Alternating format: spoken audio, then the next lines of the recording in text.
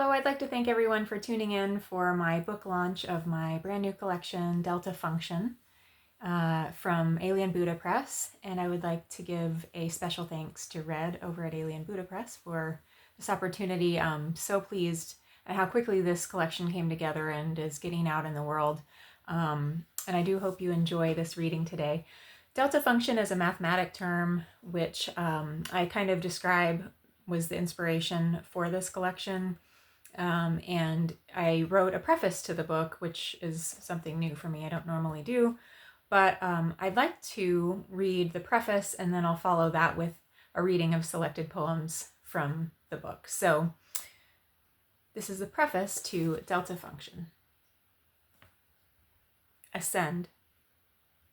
From a distance, the hawk is indistinguishable from an eagle, and yet both soar. Mathematicians define delta function as a distribution rather than a function.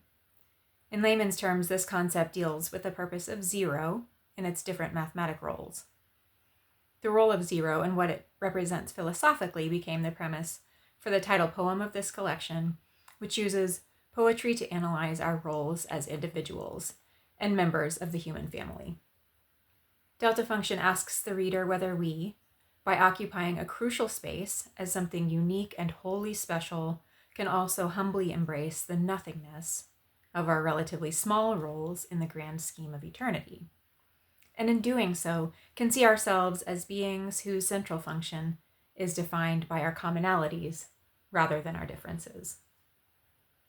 During this era of global unrest and political divisiveness, the need to cultivate a culture of mutual respect is as important as ever, and yet it's no easy task to build inroads with those with whom we vehemently disagree.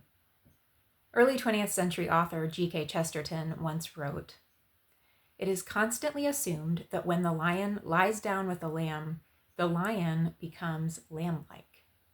But that is brutal annexation and imperialism on the part of the lamb. That is simply the lamb absorbing the lion, instead of the lion eating the lamb. The real problem is, can the lion lie down with the lamb and still retain his royal ferocity? Can we retain our individuality whilst allowing others, no matter how different from us, to do the same? Only distance and time will reveal whether we can ascend above the discord of the present era to a place of civility created by the mutual need for peace."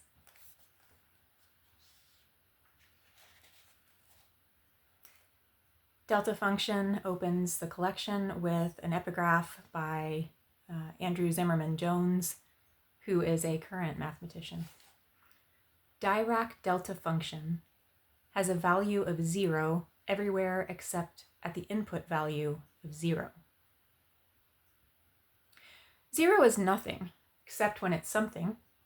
A placekeeper, sure, we learn that much early. So it is presence as much as absence. We take in the lacking that 0 was, letting nothingness reflect in our many mirrors. 0 is undoubtedly present in every glassy reverberation. Pushing each one over, they shatter. Finally, 0 is behind us, so that it can be ahead of us, offering all that is.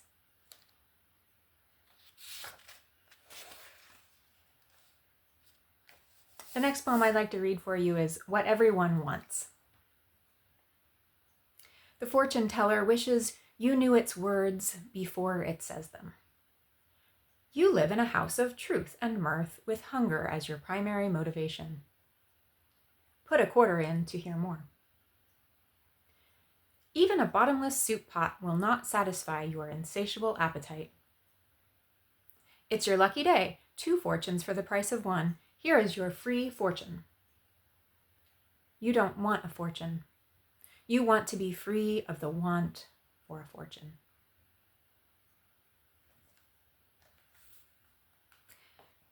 With Delta Function, I am posting a study guide on my website. That's www.samanthaterrell.com. And there will be a downloadable PDF study guide for anyone who wants to use it for personal introspection, or if even you had a book club that you wanted to use the questions for. I think that'd be more than appropriate. And like I say, that will be on my website, so feel free to download that if you'd like to. With this next poem, I will read its acceptance letters, and it kind of ties into some of the topics that the study guide will cover as well. This is acceptance letters. Making the best of a bad situation doesn't mean it's good. But sometimes the best we can do is accept the circumstances, tolerate the offenses, turn the other cheek, attempt joy amidst the pain, practice delayed gratification. You know all the sayings. Sometimes they even work. Until delayed gratification results in further delays and both cheeks are raw, like that time I picked you up from school. Before time had revealed your parents' abuse, your face flushed red with the fresh burn of a slap. A smack of awakening, and self-censorship or mental editing are rendered ineffective. Reality pushes its way in, filling every room with emptiness and of absence and too much hurt to hold. Splinters of it tumble out with embers from your wood-burning stove. A memory of the scent fills the sinus cavity of my brain. Excuse me. An earthy smell mingled with filth and heat that's only preferable to the cold ache of lack. The way cafeteria hot dogs for the third day in 1 week only satisfied an impoverished hunger. The way threats of mistreatment were preferable to no treatment at all. Eventually, the best we could do was our worst. There was no joy amidst pain, no tolerance for others or oneself. Now, we write acceptance letters to our past selves, then tear them up again. The time I said that thing, the year I fell for that trick, the time I spent recovering. I forgive you. I forgive you. I forgive you.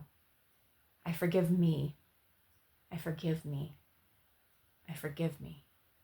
Maybe this time it will stick.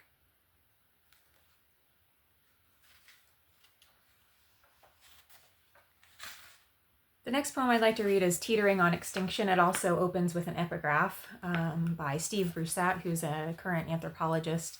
And he says, there have been 5 particularly severe mass extinctions over the past 500 million years.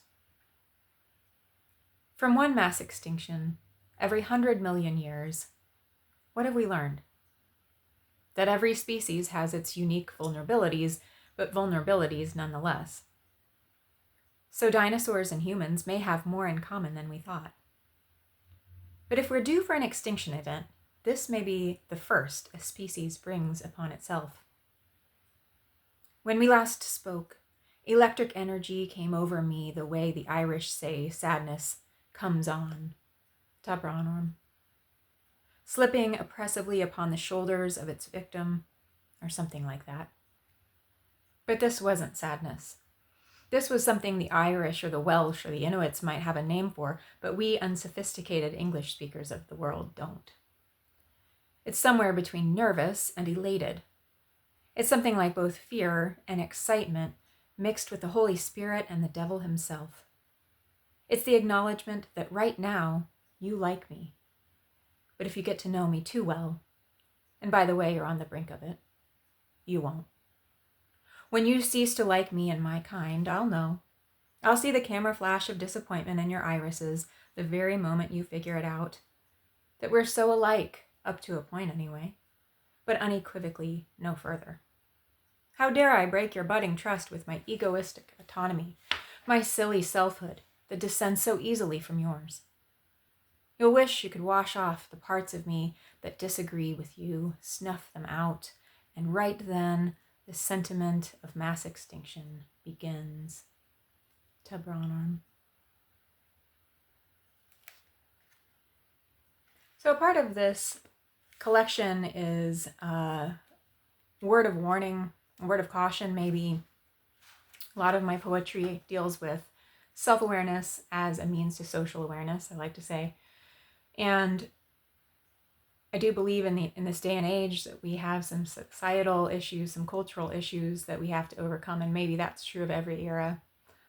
They seem to be particularly pronounced in this day and age.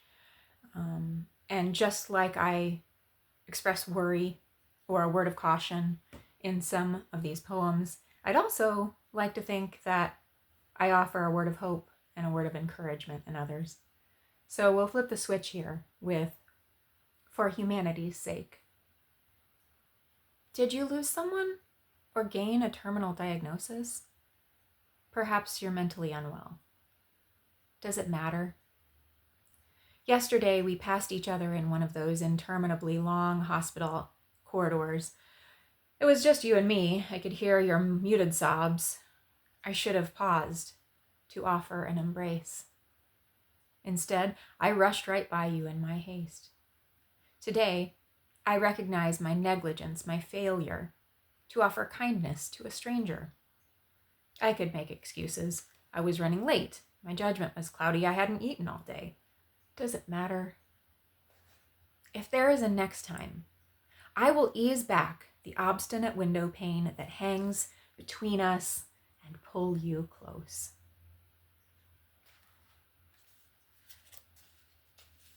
I have a couple more poems I'd like to read. This next one is called "Creating Familiarity," also kind of a word of encouragement, I think. And it is written in what I've called a contrapuntal trinitas, so it can be read three ways, and I'll read it all three ways for you. It's rather short, so this is "Creating Familiarity."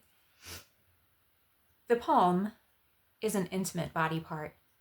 To know, gently drag an index finger across the palm of your opposite hand, then breathe. Consider its tenderness and capacity. I once wanted tattoos, one for each hand. They would say, "Give and give." To remember to give and give. Or the second way is, gently drag an index finger across the palm of your opposite hand, then breathe and give. And finally, the third way, the palm is an intimate body part. To know, consider its tenderness and capacity. I once wanted tattoos, one for each hand. They would say, "Give and give." To remember to give.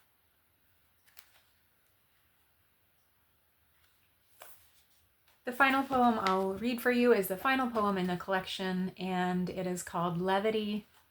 Again, just kind of ending on maybe a more positive note as we consider some of these serious, controversial issues that plague our society and what we can contribute as individuals in our roles in the human family. I do hope you've enjoyed this reading, and you can certainly check out my website, samanthaterrell.com, for more information or to order your copy of a book. Thank you so much. This is "Levity." When I was a poet, I watched the world and turned everyday moments into momentous ones with rhyme and metaphor. I wondered about life, about you and your existence out there amongst humanity, about the gravity of joy and strife. Now that I'm a person, too, with feet in this world and lungs that breathe in real oxygen and laughter that blows its way through nose and mouth unexpectedly, I could pet a cat for hours, stroke its fur, and think of nothing more than the aggregate ethereal fibers comprising its velvety coat, the sensation of utter softness under my skin. Perhaps I'm still a poet after all, but the laughter, oh, the laughter. Thank you so much.